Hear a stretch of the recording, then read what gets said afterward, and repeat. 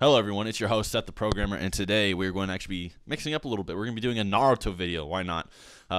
Recently, Naruto has been doing better than both One Piece and, yes, even Dragon Ball Super on some anime streaming sites. And, you know, Naruto Shinden came out, you know, Sasuke's story, and I just had to get a part of it, man. Like, I've read the Naruto manga 10 fucking times.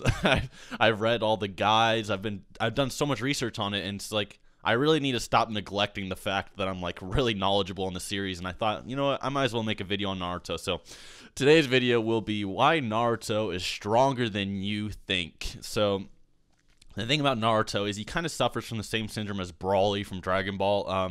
Not necessarily the same exact way, but you either have one side of people that's like, sir, Naruto is fodder. He would get killed by a single kunai or a bullet from my handgun. Or you have people that say he's like multiversal and that he can solo fucking every anime out there or something. And, you know, it's understandable. You know, Naruto's a cool character, and some people don't like him because he's a spastic. So there's obviously those different sides. But I'm the middleman, all right? I'm the one that's going to throw the facts down. I'm not going to be biased whatsoever. I'm going to use feats, calculations to tell you how strong Naruto really is and why he's a lot stronger than you probably gave him credit for, unless you think he's multiversal, which then I cannot promise you that. So in this video, we're going to be touching up on War Arc Naruto, not necessarily Naruto in the last or any of that, because that would require a lot more scaling. I'm actually planning on doing a video on Sasuke in the future from maybe like near the Hokage Naruto era, but for now, this is just going to be War Arc Naruto, you know, when he has the True Seeking Orbs in his Sage of Six Paths mode. So let's go over how we would scale him. Ironically enough, I know I said we weren't using the last Naruto, but we do have to use something from the last. So in the last, Toneri and Naruto were like whiling on the moon or whatever, and the hidden cloud village, like, they made a chakra cannon that was capable of obliterating these asteroids, but most importantly, it was capable of teleporting and destroying the entire moon that they were fighting on. So, and another interesting thing about this is that it was done with like, I don't know, like, it was only done with like a group of ninja, like unidentified nameless ninja. I highball it to like 50 jonin, usually. I mean, feel free to disagree, say it's less or more, but you don't really get a full shot of them. There's like 50 fucking people, and they pulled all their chakra in this cannon. It was so powerful that it would teleport the moon away and destroy it completely. A lot of people will try to downplay this, of course. Always downplay around Naruto. People just can't accept things. But a lot of people are like, well, Seth, the moon was hollow, so by that logic, they were only destroying, like, the surface of the moon. And the thing about that is, they didn't know that the moon was hollow when they made that cannon. When they made that cannon, what they made it for was probably if someone was going to try to use the infinite Tsukiyomi again. So they were planning on just destroying the moon if someone was going to while out and try to do that again.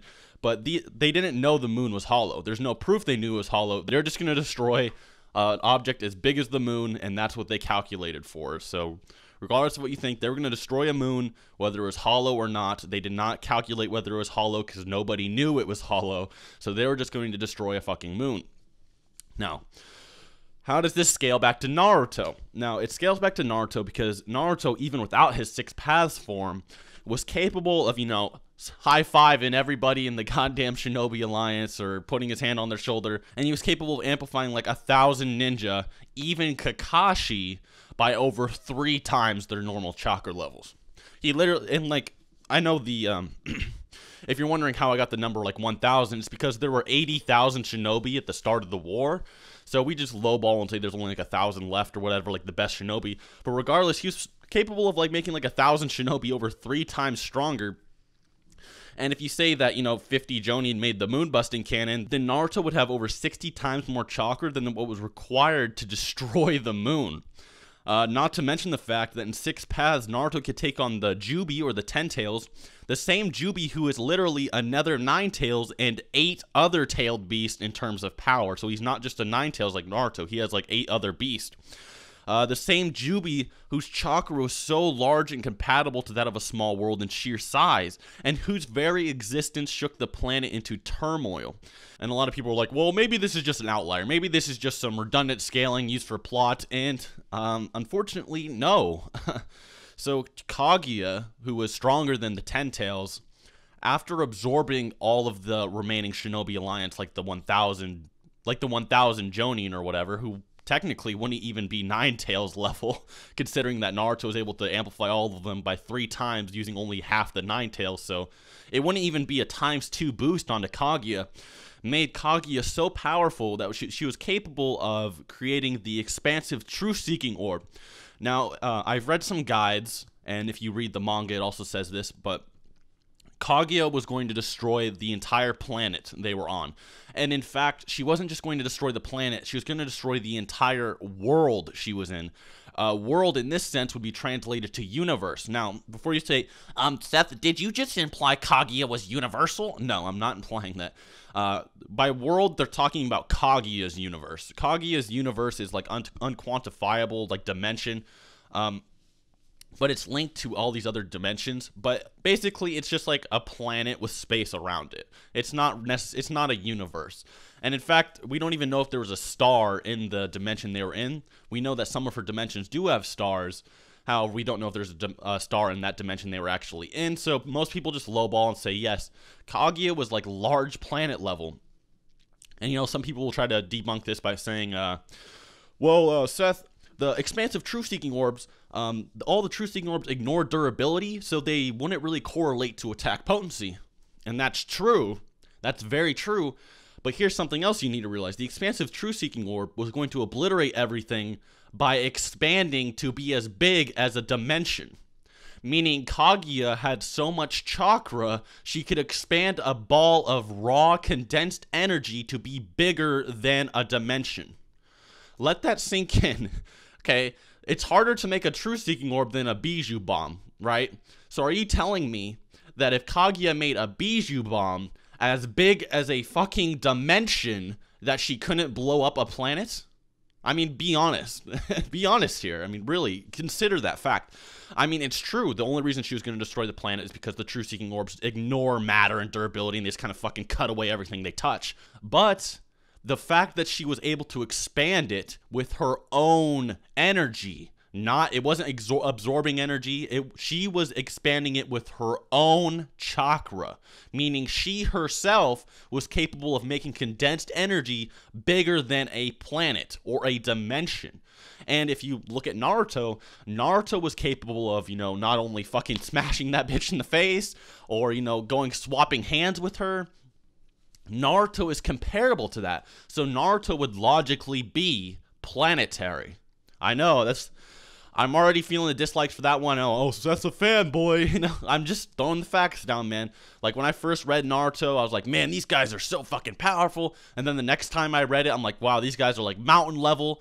And after reading it like fucking 10 times and reading all the guides, they are planet level. Like, that's just a fact. And when I do my Sasuke video later on, there's even more planetary statements from, Momoshiki or Kinshiki, or Toneri even has some planet level stuff.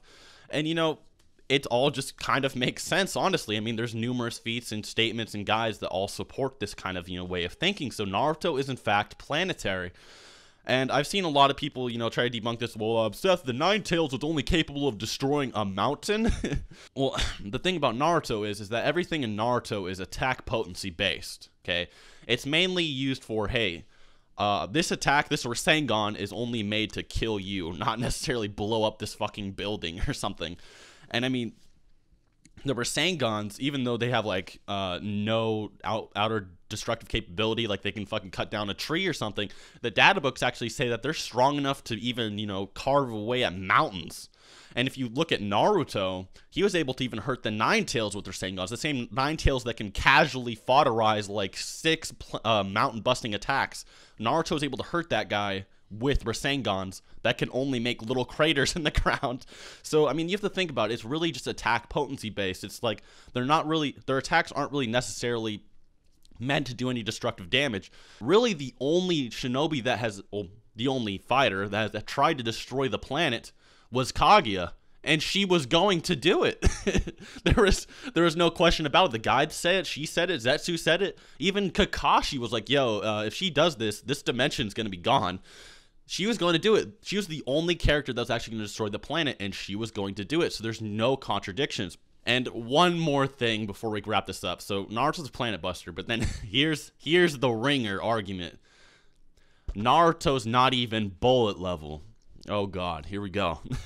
So there's a lot of people that they just hate Naruto, right? Because Naruto's he's kind of a spastic character and he has a strong fan base. I get that, okay? But he is not bullet level. I've seen people like, well, Masashi Kishimoto, he said that Naruto would die. He said that there's no guns in the Naruto verse because they would solo it. And it's like, he never said that, ever. Someone give me a link? Where did he say that? It's the same thing with Madara equals Nappa shit. It's never been stated. On top of this, Sage Naruto has fallen for like dozens of meters from the air onto raw stalagmites, like giant spikes protruding from the ground, and he hit them and he's like, oh, that kind of hurt. Or, you know, when he fucking destroyed Pain's receiver with just one flick of his wrist as a sage. And, you know, they're like, well, the bullets would kill them if kunai would kill them. But the thing about the kunai that's thrown in Naruto is that the kunai are thrown by ninja that have like superhuman strength and abilities. That's like the same as me arguing that because Trunks killed Frieza with the sword, that Frieza is fucking sword level. So it just doesn't work, and there's no proof for it. So anyways, guys, I hope you enjoyed. I hope you learned something. Naruto is just an absolute fucking beast, easily planetary. I'm actually going to be doing a video on how fast he is, because if I put both those in, that would take forever. But I'm going to do a video on how fast he is. I'm also going to do a video on, you know, Sasuke post Shippuden. Other than that, guys, I hope you enjoyed. And if you like my calculations, be sure to subscribe. Thank you.